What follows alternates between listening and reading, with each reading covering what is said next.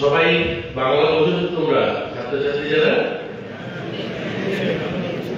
আর ছাত্রী নেই ছাত্ররা প্রায় 1 ঘন্টা আমরা বিভিন্ন বক্তব্য শুনছি তাই একটু বোর ফিল করছি তারপরেও যেহেতু মহারাজ আমাকে আমন্ত্রণ করেছে কিছু তো বলবো খুব বলবো না বোর করবো না খুব অল্প সময় শেষ করবো আজকের এই সুন্দর একটা অনুষ্ঠান রামকৃষ্ণ মিশন বিবেকনগর এবং আমাদের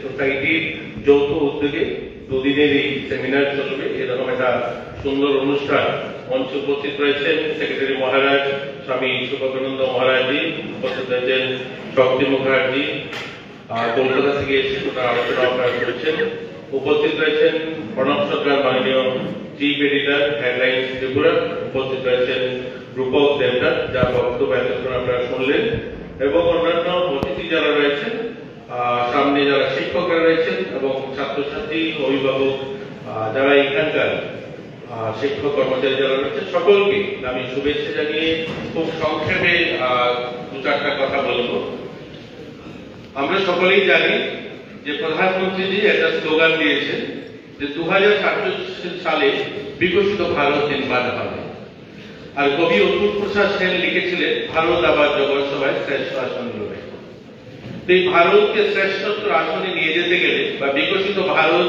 যখন নির্মাণ হবে তখন হয়তো এই মঞ্চে যারা আছেন তারা তার ফলটা ভোগ করবেন না কিন্তু আজকে যারা আমার সামনে যারা ছাত্র যারা আছে তাদের সেই স্বপ্নের ভারত যে কবি অতুল প্রসাদ সেনের ভারত বা প্রধানমন্ত্রী নরেন্দ্র মোদীজির বিকশিত ভারত যেটা আমরা স্বপ্ন দেখছি সেই ভারতে যে নাগরিক এখানে সামনে আজ উপস্থিত আমার সামনে যারা ছাত্ররা তারাই সেই ভারতকে দেখবে সেই ভারত কিভাবে হবে সেই ভারতের স্বরূপ কি হবে আমি ভারতরত্ন সর্বপল্লী রাধাকৃষ্ণনের একটা কথা দিয়ে শুরু করতে চাই যে তিনি বলেছেন সভ্যতা বা সংস্কৃতি কোন ইট পাথরের বিল্ডিং তৈরি করে বা কলকারখানা তৈরি করে সভ্যতা তৈরি করতে পারে না সভ্যতার জন্য ভালো সংস্কৃতি চাই ভালো শিক্ষা চাই মূল্যবোধ আধারিত শিক্ষার প্রয়োজন তবেই আমরা ভালো মানুষ বা ভালো সভ্যতা তৈরি করতে পারি যেটা কালচার নিয়ে কথা বলা হচ্ছে বিস্তরভাবে ওনারা এক্সপার্ট বলেছেন আমি মনে করি কালচার হচ্ছে আমার দৈনন্দিন জীবনশৈলীটা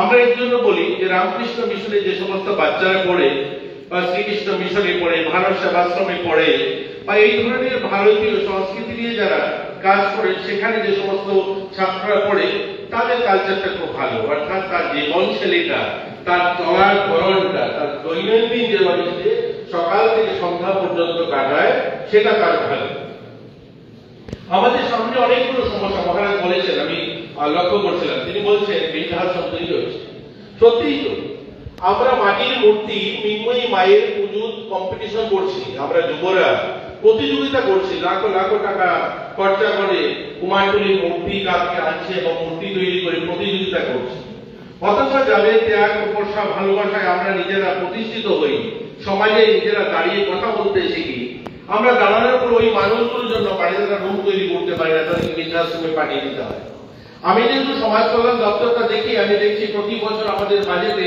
জেলায় জেলায় বৃদ্ধাশ্রম তৈরি করবো সেই ধরনের একটা পরিকল্পনা গ্রহণ করতে হচ্ছে তাহলে কোন শিক্ষাটা আমাদের যে মূল্যবোধ আধারিত শিক্ষা এর জন্য আজ অত্যন্ত জরুরি যে এর জন্য যে আজ আমরা কোথায় যাচ্ছি 1973 আমেরিকাতে রাষ্ট্রসংঘের সিদ্ধান্ত হয়েছে বৃক্ষ লাগাতে হবে গাছ লাগাতে হবে গাছ বাঁচাতে হবে 52 বছর পর আজও ওই স্লোগানকে আমরা পালন করছি গাছ লাগাতে হবে গাছ বাঁচাতে হবে আচ্ছা বলুন তো দেখি সরকারি একজন ইউনিভার্সিটি প্রফেসর বা স্কুলের শিক্ষক মন্ডলী যারা আছে আমরা আগরতলা শহরটাকে যদি দেখি সারা দেশ দুনিয়া দেখার দরকার নেই উমাকান্ত হোক তুলসীবতী হোক এমবিবি কলেজ হোক ইউনিভার্সিটি হোক প্রত্যেক বছরে ক্যালেন্ডার কার্যক্রম গাছ লাগাতে হবে তো আমরা গাছ লাগাচ্ছি 5 জুন আসলেই আমরা সবাই ধুমধাম করে অনুষ্ঠান করে বৃক্ষরোপণ অনুষ্ঠান হবে 10টা গাছ লাগাচ্ছি যদি 10টা করে গাছ লাগিয়ে থাকি 52 বছর উমাকান্ততে বিল্ডিং করার জায়গা থাকতো না সেখানে শুধুমাত্র গাছের জঙ্গল হয়ে যেত কিন্তু গাছ কোথায় গাছ নেই কারণ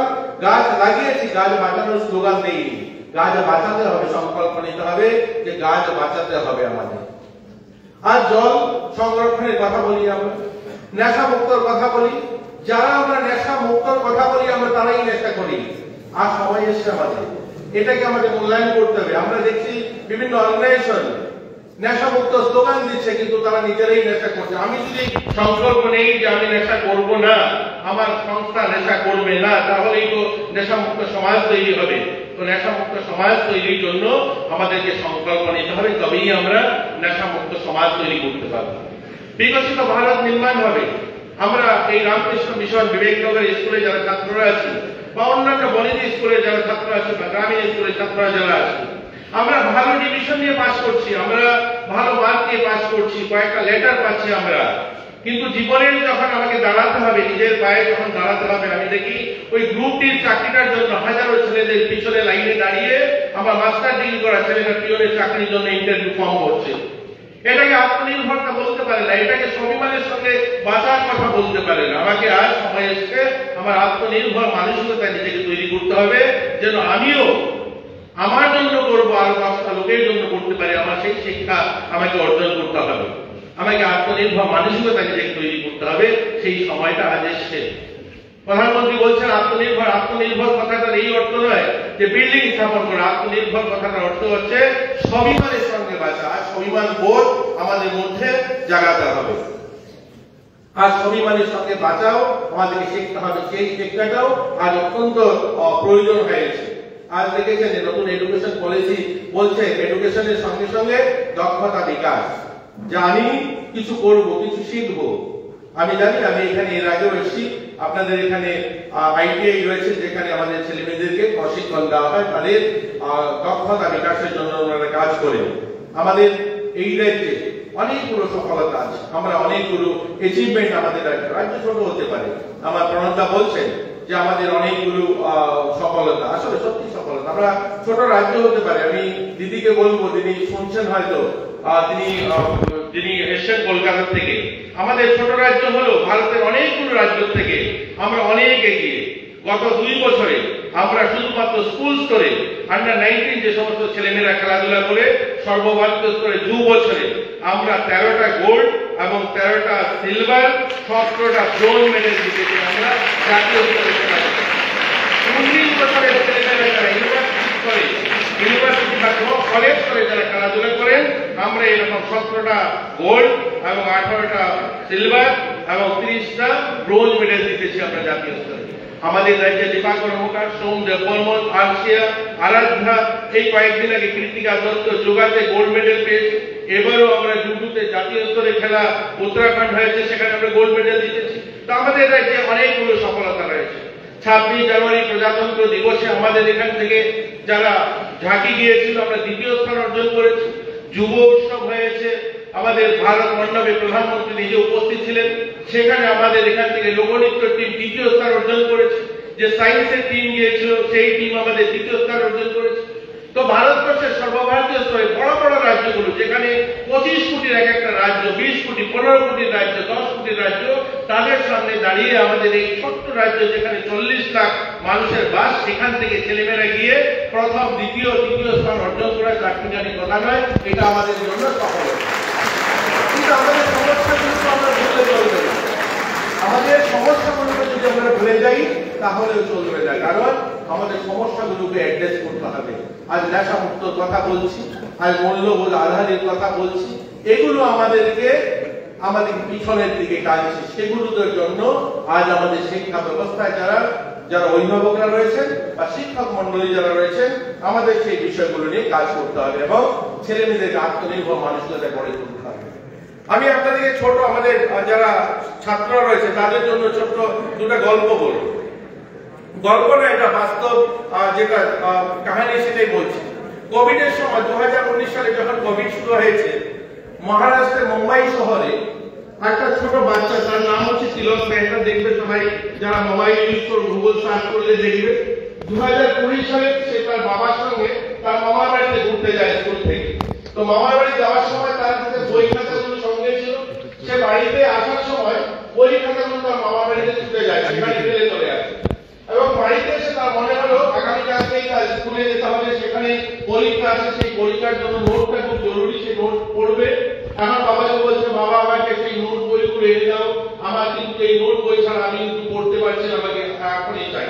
তার বাবা বলছে, তোমার মামার বাড়ি এত দূর, যেখান থেকে এসেছি এখন 2000 টাকা লাগবে ট্যাক্সি ভাড়া,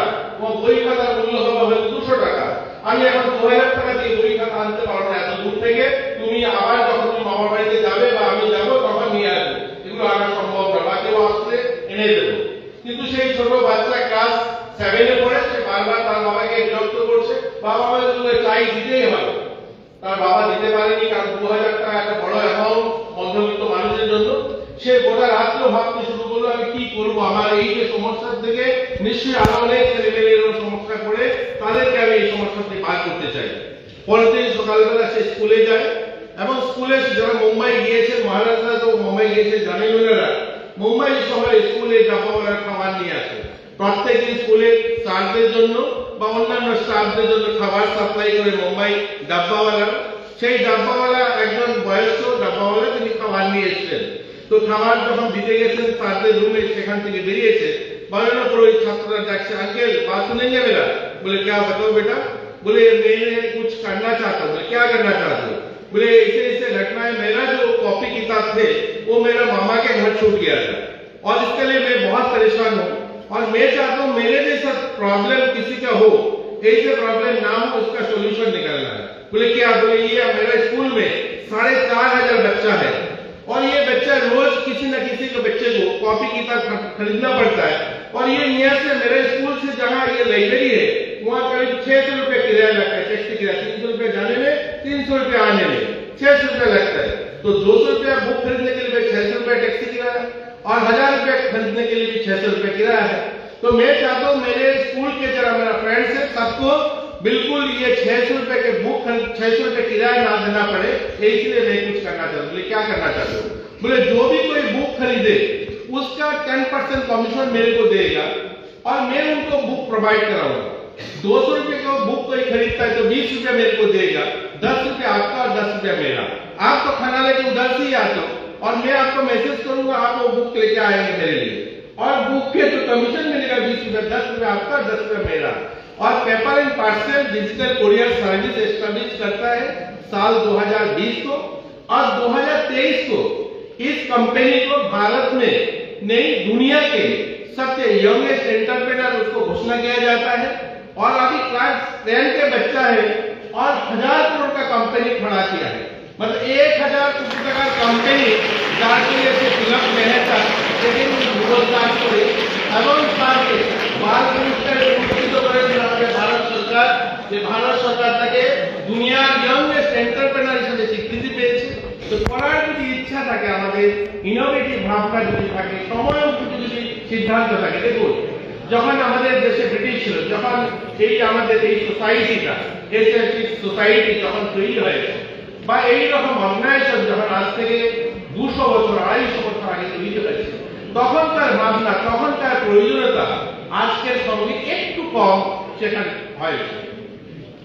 ব্রিটিশ যখন আমাদের দেশে ছিল, আমাদের মানুষের লক্ষ্য কি ছিল? যে ব্রিটিশকে তাড়াতে হবে। যারা স্বাধীনতার জন্য যারা নিজেদেরকে আত্মহুতি দিয়েছে, কেউ বন্দুক নিয়ে বেরিয়েছে, কেউ গোলা বারুদ নিয়ে বেরিয়েছে। যারা কবিরা ছিলেন, সাহিত্যিকরা ছিলেন, তারা লিখেছেন। বিদ্রোহী কবি নজরুলকে এর জন্য বিদ্রোহী কবি বলা হয়, কারণ ওনার যে লেখা, ওই লেখা থেকে উদ্বুদ্ধ হয়ে মানুষ সেই যুদ্ধের মঞ্চে গিয়ে দাঁড়িয়েছে, যুদ্ধের সামনে দাঁড়িয়েছে, ফাঁসির কাছে দাঁড়িয়েছে।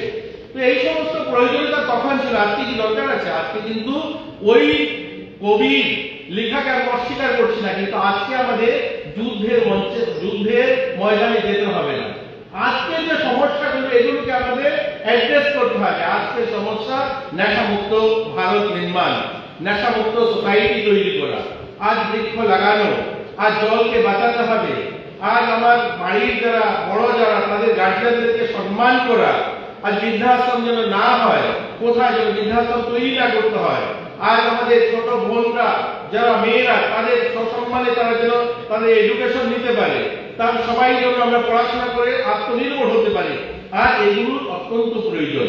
যেগুলো প্রয়োজন সেগুলোকে আমাদের এগিয়ে নিয়ে যেতে হবে, সেগুলোর জন্য লড়াই করতে হবে। আমাদের অনেকগুলো সমস্যা রয়েছে, কিন্তু আমাদের সফলতাও অনেক। আমাদের রাজ্য সরকার অনেকগুলো স্কিম ইতিমধ্যে ছাত্রছাত্রীদের জন্য ঘোষণা করেছে। এই যে আমি আপনাদের সামনে বললাম যে এতগুলো মেডেল আমরা জিতেছি, আমরা যারা মেডেল জিতেছি আমরা কিন্তু কাউকে এরকম নয় যে মেডেল জেতার পরে তাকে ছেড়ে দিয়েছি। আমাদের রাজ্য সরকার এই 2 বছর আমি স্পোর্টস মিনিস্টার হওয়ার পর মাননীয় মুখ্যমন্ত্রীর নেতৃত্বে আমরা প্রত্যেকটা যারা গোল্ড মেডেল জয়ী আমাদের রাজ্যে প্রত্যেককে 1 লক্ষ টাকা করে উপহার দিচ্ছি। যারা সিলভার মেডেল দিচ্ছে তাদের 50,000 টাকা উপহার দিচ্ছে, আর যারা ব্রোঞ্জ দিচ্ছে তাদের 25,000 টাকা উপহার প্রত্যেক বছর আমরা দিচ্ছি। এছাড়াও ওই সমস্ত ছেলেমেয়েরা যদি কোথায় আরো ভালো প্রশিক্ষণ নিতে চায় তাহলে এককালে 5 লক্ষ টাকা আমরা তাদেরকে অনুদান দিচ্ছি, তারা যেন তাদের প্রশিক্ষণ নিতে পারে।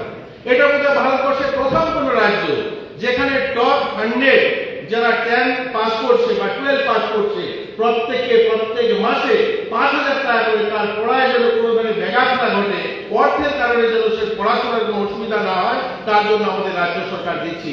এছাড়াও মেধা যারা পুরস্কার সেগুলো রয়েছে, আমরা এরকম টপার 12-এ যারা 100 জন বালিকা তাদেরকে স্কুটার দিচ্ছি। আমরা প্রত্যেকটা কলেজ স্টুডেন্টকে প্রত্যেককে একটা করে মোবাইল আমরা দিচ্ছি, মোবাইল তাদের জন্য আরো তাদের সুবিধা হয়। আজকের দিনে দাঁড়িয়ে আমরা বলতে পারি আমাদের রাজ্যগুলো প্রথম কোন রাজ্য যেখানে আগে ছিল এসটি বা এসসি মেয়েরা যারা ক্লাস 9-এ উঠতো যাদেরকে সাইকেল দেওয়া হতো, আজকের দিনে আমরা 100% মেয়েদেরকে সাইকেল দিচ্ছি। ক্লাস 9-এ যারা উঠছে সেই সংখ্যাটা প্রায় 1 লাখের মতো প্রত্যেক বছর আমরা ছাত্রীদেরকে সাইকেল দিই। এগুলো আমাদের রাজ্যের সফলতা।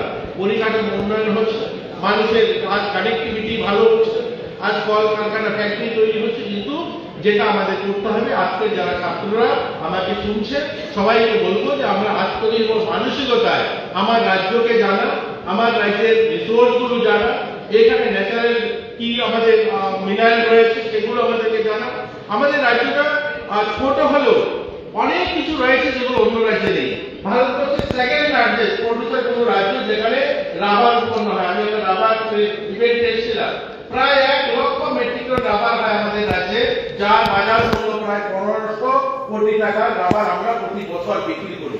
সেটাকে যদি আমরা 50% ভ্যালু এডিশন করতে পারি তাহলে আমরা 200-300 কোটি টাকা আরো রোজগার করতে পারি, অর্থাৎ 15 টাকা 1800 কোটি টাকাতে নিয়ে যেতে পারি, কত মানুষের রোজগার হতে পারে। এটা আমরা জানতে হবে আমাদের রাজ্যের যুবরা, আজকের যারা ক্লাস 12, 11, 10 ছাত্ররা, যে আমাদের রাজ্যে কি রয়েছে। আমরা ভারতবর্ষের যে আগরবাতি ব্যবহার হয় তার প্রায় 50% যোগান আমাদের রাজ্য থেকে, যেই আমরা আগরবাতি স্টিক তৈরি করি, আমাদের ভালো ব্যাম্বু প্রোডাকশন হয়। আমরা উত্তর পূর্বাঞ্চলের মধ্যে সবচেয়ে বেশি গ্যাস উৎপন্ন কোন রাজ্য করে তো আমরা করি ন্যাচারাল গ্যাস। আমাদের রাজ্যে যত গ্যাসের দরকার আমরা আমাদের রাজ্যের গ্যাস পরিপূর্ণ করে আমরা অনেকগুলো রাজ্যকে সাপ্লাই করছি। আজ ইন্দ্রধনুষ প্রকল্প শুরু হয়েছে, যে আমাদের যে এক্সেস গ্যাস সেখানে আমরা পাইয়ে দিচ্ছি এবং ওইগুলো রাজ্যে যাচ্ছে।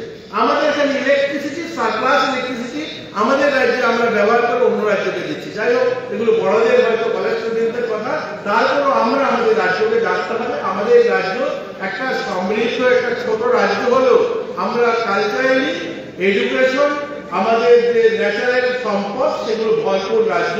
আমি বলি যে আমাদের ত্রিপুরা রাজ্য একদিকে মা ত্রিপুরেশ্বরী, আরেকদিকে আমাদের শৈবতীর্থ, আর গোটা রাজ্যে চিরসকল বর্ণময় মনোময় জন্য মা ত্রিপুরেশ্বরী আমাদেরকে করে নিয়ে রেখেছেন। এরকম একটা পরিপূর্ণ রাজ্যের নাগরিক আমরা। আগামী ভবিষ্যৎ আমাদের জন্য, এখানে যারা যুবরা রয়েছে তাদের ভবিষ্যৎ 2047-এর বিকশিত ভারত আমাদের জন্য তৈরি হবে।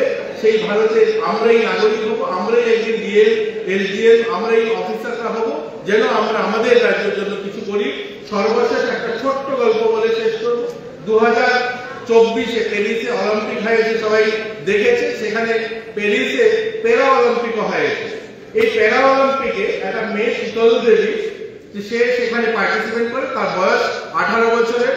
তো সেখানে খেলতে যখন যায় আমরা দেখলাম একটা বিড়া হাত, অর্থাৎ 2 হাত বিহীন, যার হাতটা মাত্র এদিকে 6 ইঞ্চ আর এদিকে 6 ইঞ্চ এরকমটা মেয়ে সেখানে খেলতে গেছে। এই মেয়েটার যখন জীবনীটা দেখলাম, ওই মেয়েটা তার বয়স 6 বছর বয়সে তার মাকে বলছিল যে মা, তুমি আমাকে কতদিন খাইয়ে দেবে, কতদিন তুমি আমাকে কাপড় পরিয়ে দেবে, কতদিন এইভাবে লালন পালন করবে, আমাকে এমন কিছু করতে দাও যে আমাকে দেখে আরো অনেক ছেলেমেয়েরা প্রেরণা পায়, তারা যেন মোটিভেট হয় আমাকে দেখে, আমাকে এমন কিছু শেখাও। বললো তোমাকে চলো, তোমাকে এক জায়গায় নিয়ে যাবো। তাকে একটা মাঠে নিয়ে গিয়ে একটা চেয়ারে বসিয়ে দেয়, আর তার মা তাকে একটা বাঁশের ধনুক ধরিয়ে দেয়। তো তার দুটো হাত নেই, ধনুষটা চালাবে কি করে? সে বলছে আমি ধনুষ কি করে চালাবো? বলে সবাই হাত দিয়ে চালায়, তোমাকে পা দিয়ে চালাতে হবে। আর তার মা সেদিন থেকে তাকে ওই চেয়ারে বসিয়ে পা দিয়ে ধনুষ চালানো শেখায়। আর টোটাল 12 বছর তাকে এই প্রয়াস, তার প্র্যাকটিস করায় পা দিয়ে ধনুষ চালানো। প্যারিসে যখন অলিম্পিক হলো আমরা দেখলাম ভারতের জন্য সে সোনা জিতেছে, প্রথম সে ব্রোঞ্জ জিতেছে, তারপর সিলভার জিতেছে, তারপর সোনা জিতেছে ভারতের জন্য ওই মেয়েটা, এই শীতল দেবী। যখন আমরা এই 2024 সালে রাষ্ট্রপতি ভবনে পদ্মশ্রী অ্যাওয়ার্ডের জন্য নাম ঘোষণা হলো, সবাই সেই যারা উপস্থিত ছিলেন প্রধানমন্ত্রী সহ রাষ্ট্রপতি সবাই দাঁড়িয়ে করতালি দিয়ে তাকে স্যালুট জানিয়েছে। এবং ওয়ার্ল্ড যে প্যারা অর্গানাইজেশন তারা বিশ্বের শ্রেষ্ঠ খেলোয়াড় হিসেবে তাকে স্বীকৃতি দিয়েছে সেই শীতল দেবীকে। তো আমার যদি ইচ্ছা থাকে তাহলে অর্থ বা পরিবেশ বা আমার শারীরিক অক্ষমতা কোনো কিছু আমাকে আটকাতে পারে না। আমার ইচ্ছা থাকতে হবে, আমার সংকল্প থাকতে হবে, তবেই আমি সিদ্ধি লাভ করতে পারবো। তাই আমরা যেখানে যে পরিস্থিতিতে থাকি না কেন আমার লক্ষ্য থাকতে হবে আমি আমার জীবনকে আমি নিজেকে প্রতিষ্ঠিত করব, আর যেন সমাজের জন্য কিছু করতে পারি। এই কথাগুলো বলে সবাইকে আবারও শুভেচ্ছা অভিনন্দন জানিয়ে অনেক বেশি বলে ফেললাম হয়তো, মঞ্চে যারা রয়েছে তাদেরকেও শুভেচ্ছা অভিনন্দন।